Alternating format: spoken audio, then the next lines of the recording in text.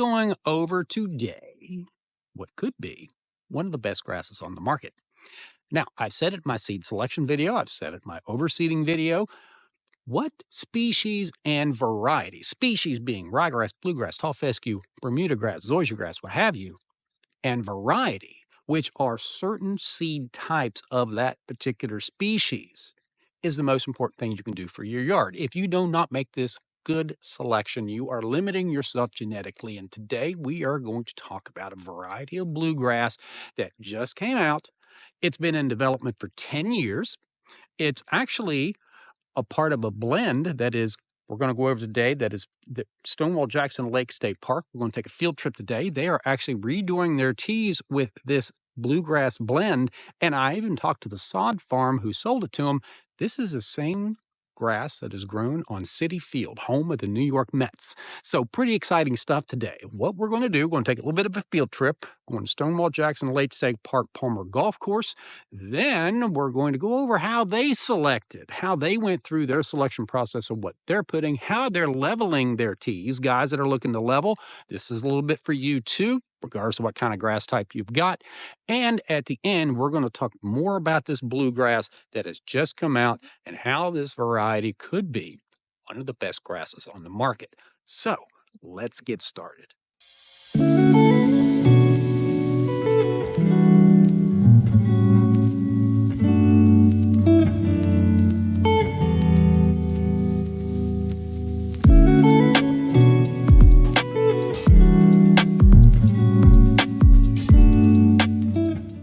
The Palmer course here at Stonewall was one of my golf course construction projects over the last 35 years. It boasts a 190-room lodge, lake houses, cabins, 1,800-acre lake, some of the best bass fishing in the state of West Virginia, trout, muskie, and catfish. And they have 3 restaurants and a bar here, and I even got married here. It's a pretty cool place out in the middle of nowhere here in West Virginia. So what we're going to talk about today is new bluegrass that they are installing on their tees and their bunker face. More about the tech aspects of that later. But let's get into how Mike and golf course superintendent Harlan Goldman has renovated these tees and a lot about their selection process of how they got the bluegrass that they selected for their tees. I'm here with PGA professional here at Stonewall Jackson Lake State Park, Palmer Signature Course, and we're talking about some tee renovations that they're doing on the course. And there's actually a new bluegrass that they're experimenting with here, or actually putting in here at Stonewall. But Mike, if you could tell us a little bit about this new variety of bluegrass and why you guys have used it, selecting exactly, maybe a little bit more about the process of how you guys are going about getting these tees renovated. Well, Greg, what caused all this really is the drought this past summer. The bent grass we had here took a beating. We had a record number of rounds this past summer. Get it back in shape. We stripped all this old bent grass off, looked at what we had out available on the market, and found HGT Low Blue. Really all the rage right now with the USGA. Cut down here to tee and fairway height. It's a little bit more than the regular HGT bluegrass that we've sodded around our bunkers for a bunker renovation, and we're doing around the edges of the tee here. It's negligible cost in the cost difference, but it's already down to that height. Savings really is going to come in, see the chemical cost later on in the season, chemicals that we're going to need. So that budget part's going to count. So we're basically just reallocating some costs. We are transitioning about 90% of the par 4s and par 5 tees. Eventually we'll get all the par 4s and par 5s done. We're leaving the par 3s bent grass because the rest of the golf course, the fairways are bent grass. So the consistency of shots for the players on the par 3s that may not want to tee the ball up will be the same. 99% of the time on a par 4, par 5, they're putting the ball on a peg. So that they're not taking that divot per se off these tees. Although if you'd see some of them, they do take a divot every once in a while with their driver.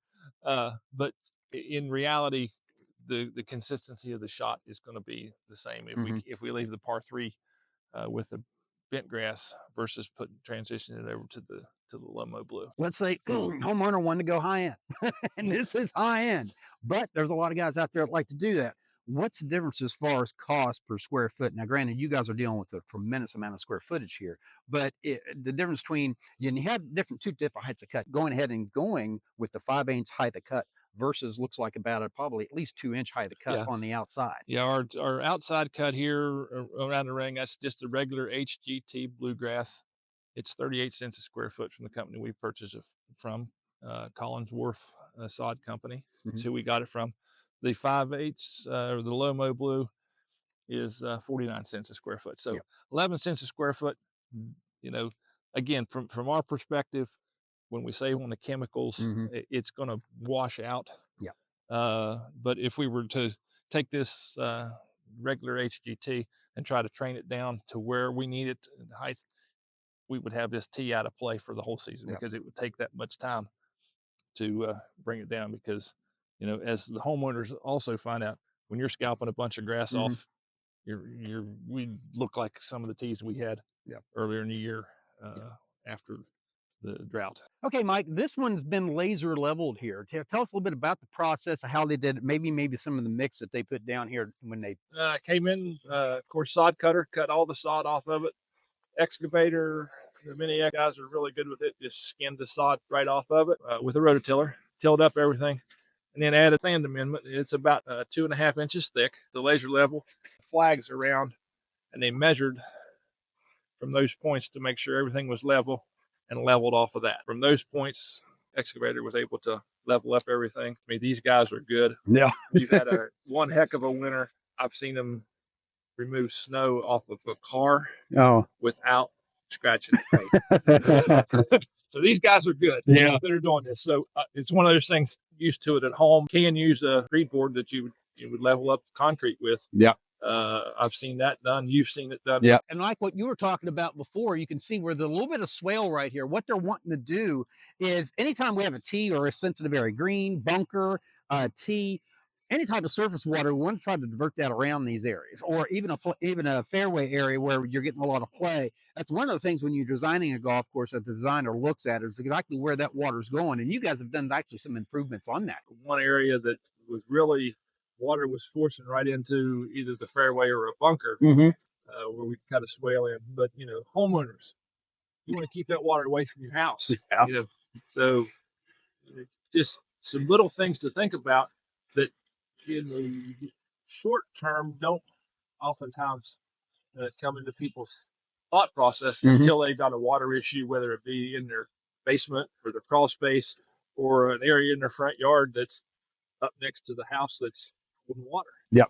And that's something else whenever you're looking at a house, look how particularly a lot of these developers sort of grade your yard and don't do a very good job of it. That's why I'm always stressing top quality grass and probably put your own in rather than depend on the contractor. But that's one of the things to look at when you're buying a home is where is that surface water going?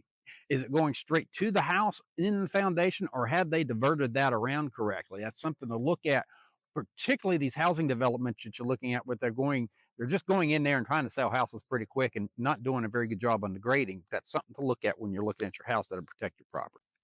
Okay, a little bit more about this bluegrass blend, the technical elements of it, if you will. It was developed under, if you look at the NTEP trials from way back in the late, I don't know, 10s. Now we're in the 20s, I guess. It was developed under BAR VV 0709, and you can see here's where it ranked top bluegrass in the NTEP trials, which pretty doggone impressive stuff. There again, looks like I may be putting this in my Bermuda grass. Yeah, this fall I may be doing this because that's sort of the new thing with a lot of transition zone Bermuda grasses is actually seeding blue into them. It's sort of the best of both worlds. You're getting the heat tolerance, and then on top of that, you're getting the striping and this really nice green color. It's one thing I don't like about my Yukon. The color is not quite where I want it, and there's not much I can do about it. If you looked at my iron video last year, you know there's only so much you can do with greening grass up. That's why it's so important to get the genetics correct. Now, I did talk to Jason Beauchamp, who is at Collins Warf Sod Farms there in Eden, Maryland. I want to make sure I got that right. Very helpful guy. He's sort of their business guy. Talk to him about how they grew it in. They sort of are a sandy soil. It's a good place to have a sod farm. What they do is they basically seed it once when it starts coming up. He says they keep it pretty lean. The reason why, what I mean by lean in nitrogen, they're not hammering out like you would on a grow-in for a Bermuda grass, for example. They're only putting out once when they get germination, just like a triple 19, and that's pretty much it, and letting it grow in. So there's not a whole lot of complicated things other than preparing a good seed bed. See my overseeding video as far as renovation or overseeding or just maybe trying to get this new variety in here. Those of you that have a tall fescue ryegrass yard, this may not be a bad move to put in there. Few things about bluegrass real quick. If you look at Barnberg, who's actually developed this bluegrass, they, I don't want to say they use the word claim, but they do say in their tech sheets that it will germinate in 10 days. And talk to Jason, yes, under ideal conditions, it'll germinate potentially in 10 days. Bluegrass, this is the one thing about bluegrass that just is difficult. It takes as much as 21 days for it to really germinate. So and the problem is, particularly if you're seeding in the fall, which is actually the best time to seed cool season grasses, sometimes it can be dry. When I seeded my tall fescue last year, as you all know, in the mid-Atlantic region, it was dry for 6 weeks. And I had a heck of a time getting all that grass to grow in, but it's looking a lot better. Have a few thin spots I need to address. That's the other thing, too. This is not going to be an overnight thing. If you look at the tech sheet for Barnberg's tech sheet, it generally takes about a good 6 months to really get a grow in. So be patient with bluegrass in particular. Bluegrass will get a little bit of thatch. That's not a huge deal. See, I got a thatch video coming up here in a few weeks that explains that. Thatch is generally not a huge problem if you aerate, particularly if you aerate twice a year. I'll be doing an aeration video here soon. But, so anyway, we've got grow in, good seed bed. Then you're going to get it germinating, going to put about 1 pound of water insoluble nitrogen on it. You can go ahead and go with a 50-50 mix of water soluble and water insoluble nitrogen. See my fertilizer purchasing video if you want to check that out. All these links I'll leave below, including links to Colin's Warf Sard Farm. Talked to Jason. He said they deliver as far as Atlanta, Georgia. So if you got a big housing project coming up, one of the things he offered, if Stonewall was going to get another or another load of sod, I could probably throw a pallet in there for myself. That's what's going to hurt you on a lot of sod is the shipping costs.